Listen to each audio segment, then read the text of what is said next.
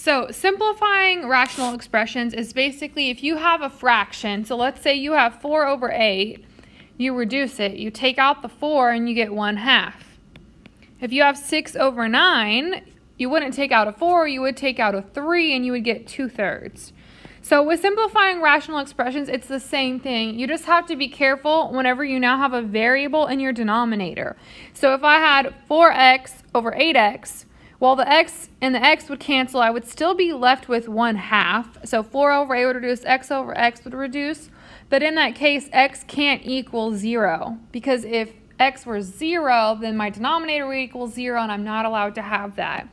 So in these problems, there's a couple of steps. And the first step is factor. So factor first. So you know what actually goes into your expression. After you factor, determine, do you have any restrictions? So state the restrictions. And then you can simplify or start canceling things out.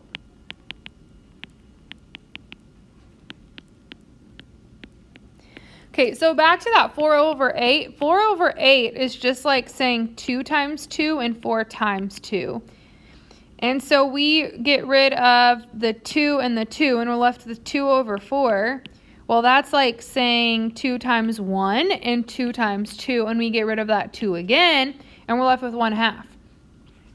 Because I was dividing. So the key thing with factoring, all that basically just means that if I have x squared plus 7x, sorry it's so blurry, I can't cross these out.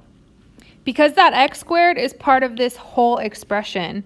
Just like this x squared is part of this whole expression. Same thing with the 10 and the negative 10. I'm adding these. So if you have 3 plus 4 over 7 plus 8, well, that's not 1/2, or that doesn't simplify. You can't do it that way. That would just be 7 over 15. So that's why I have to factor first to see if I can take anything out. So hopefully that makes some sense. Factor first, because you can't cancel because right now the whole expression is one whole expression. So factor first. So set up my x if I need to. Sum to 7, product is 10. So my numbers are 5 and 2. And then for my other one, sum to -3, product is -10. So that would be a -5 and a +2. So I'm going to rewrite that. My numerator is now factored to x plus 5 times x plus 2, because I want to write it as the factors with the multiples. And my denominator is x minus 5 times x plus 2.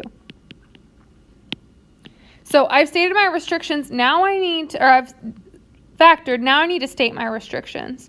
So looking at the denominator, x cannot equal +5 or -2.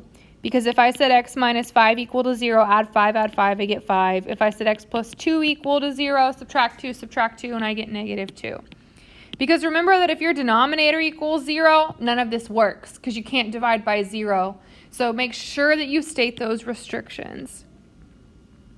So now that I've factored, I've stated my restrictions. Now I'm just going to simplify and cancel. What's the same on the top and the bottom that can go away? X plus 2. So my answer is x plus 5 over x minus 5.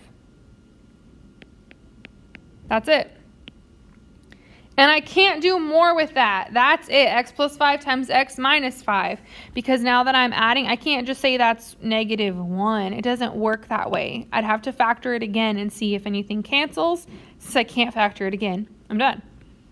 Okay, taking a look at the next one. Factor first. Well, if I look at this, there is nothing to factor. So state my restrictions. I have a y and a z.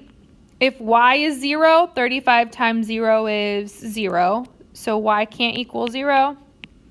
And if z is 0, 12 times 0 is 0. So z cannot equal 0 either. So there are my restrictions. Okay, so now I need to see, is there anything that can cancel out? So 3 and 12, I notice 3/12. I could take out a 3, so I get 1 and 4.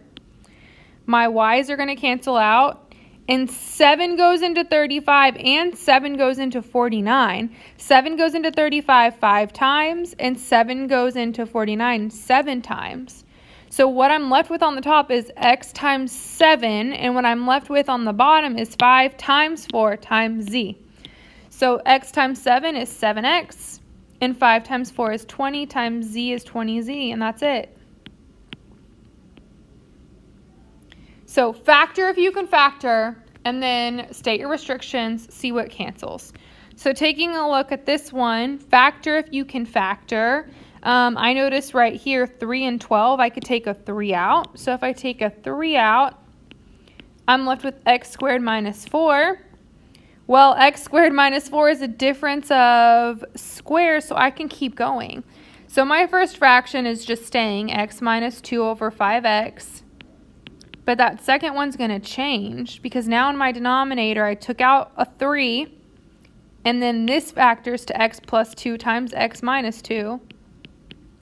And the numerator is still staying at 10x. Okay, factor first, state your restrictions. So based on this first one right here, x can't be 0 because 5 times 0 is 0. And then based on these over here, x can't be positive or negative 2. It's kind of like when you were graphing and you set your denominator equal to 0 to find those asymptotes. It's the same thing. If you were going to try to graph this, you wouldn't have anything here because you can't have those values on a graph. Just like if you were simplifying, you wouldn't have those expressions because you can't divide by 0. So now that I've factored, stated my restrictions, now I can go ahead and cancel. So x minus 2 and x minus 2, 10 and 5 is 2 and 1. X and x is 1. When it cancels out, it doesn't become 0. Like, what's 3 over 3? 1. What's x over x? 1. What's x minus 2 over x minus 2? 1. Because 3 goes into 3 one time. X goes into x one time. X minus 2 goes into x minus 2 one time. So when we're canceling out, it's not canceling out to 0. It's actually canceling to a 1. So you can write that 1 if you want to, but you don't have to. So in my top, I have 1 times 2 times 1. And in my bottom, my denominator, I end up with 3 times x plus 2. That's it. So my numerator is 2 over 3 times x plus 2. And you can leave your answer like that. It's going to be an added step of work for you to go back and distribute it and to write it as 3x plus 6. So if you don't want to do that added step, don't do that added step. Leave it like this. This isn't wrong. It was just extra work that you did that was not required. Okay, taking a look. Now that I'm dividing, okay, also notice nothing to factor. So nothing factors out. So state my restrictions. So start with that. Restrictions. Y can't equal 0. Z can't equal 0. And remember when dividing, it was keep, change to multiplication, and flip. So KCF or KFC as some teachers teach it. So it's going to be 3x over 4y times the reciprocal. So 5z over 6x. And when I do that, I now added in a restriction that I have to be careful about because now I have x in the denominator and x can't equal 0. So you have to be super, super careful in the dividing problems because if this gets flipped around, the numerator and the denominator both need to be checked for restrictions. But that's only in dividing problems.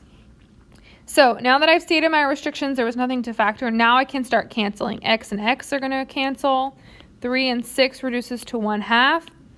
And then nothing else can cancel. 4 and 2 are both in the denominator. You can't cancel something out if they're in the same spot.